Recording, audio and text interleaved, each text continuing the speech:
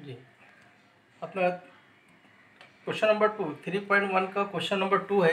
बाजू की शक्ल में नुक्ता ओ मरकज़ वाले दायरे के बैरून में वाक़े नुक्ता आर से, देखो ओ मरकज़ वाला दायरा है, इसके बैरून में वाक़े नुक्ता आर है। वाक़े नुक्ता आर से खींचे गए दायरे के मुमासी कतात आर एम और आर एन, देखो आर एम और आर एन बिल तरतीब एम और एन पर एम और एन नुकात पर मस करते। देखो यहाँ पर एम पर मस कर रहा है दायरे को और यहाँ पर एन पर मस कर रहा है। अगर ओ आर बराबर 10 सम, ये अंदर की जो लंबाई है दायरे के मरकज से नुक्ता आर का दरमियानी फासला 10 सम, ये कितना है 10 सम, और दायरे का निष्कुत्र 5 सम। अब यह दायरे का निष्कुत्र भी दिया है, अब हमें दायरे का निष्कुत्र बनाएंगे।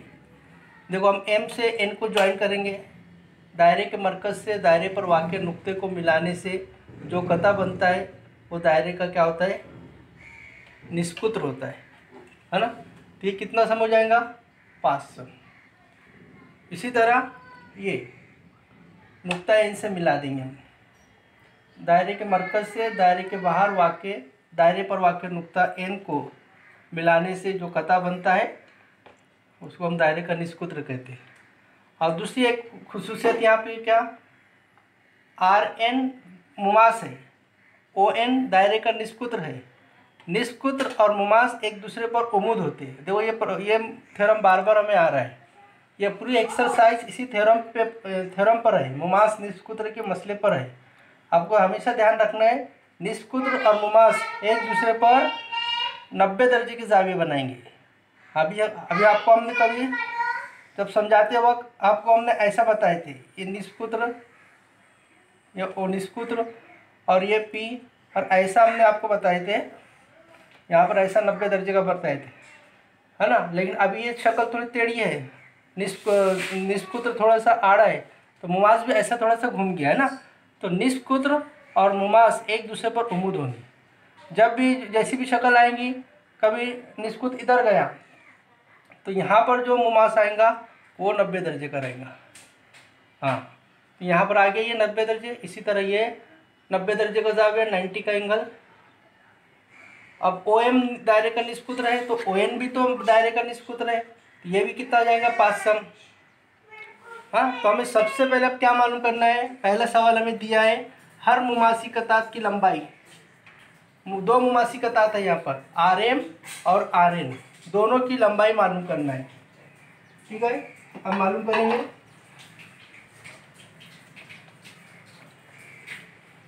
सवाल नंबर 1 के जवाब में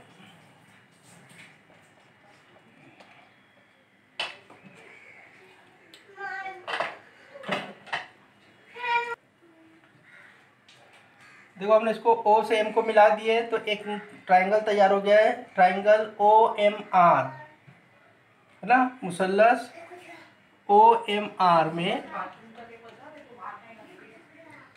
फेगैन मीम से, फिसागोरस मसले से, अभी 90 का एंगल यहाँ पर है, तो उसके सामने वाला जो रहेगा ना वो आपका क्या रहेगा, वितर रहेगा, हाइपोटेनस रहेगा। अब यहाँ हाइपोटेनस कौन हो गया है, OR, तो OR की दूसरी बराबर OM की दूसरी जमा MR की दूसरी।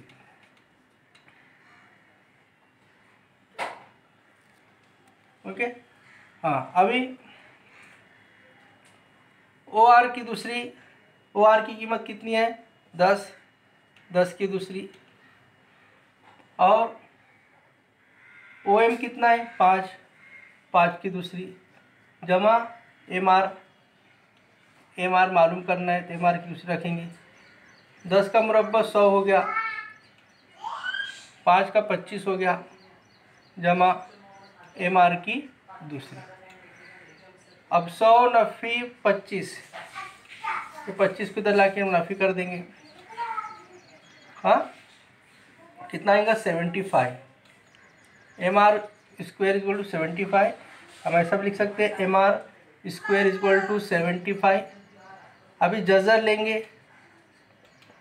जज़र लेने पर MR इज इक्वल टू √75।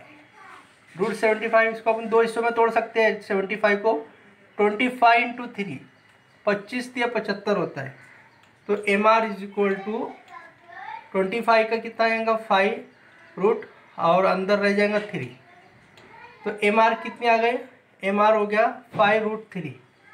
तो मुमासी कतात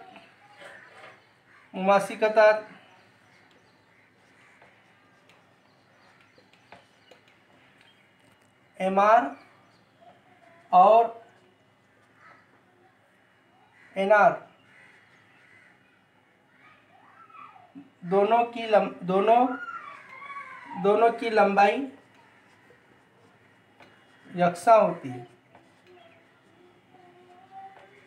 मुमासी कतार एम आर और एन आर दोनों की लंबाई यकसा होती है। एम आर 5√3 है, इसलिए एन आर भी कितना हो जाएगा 5√3। क्योंकि दोनों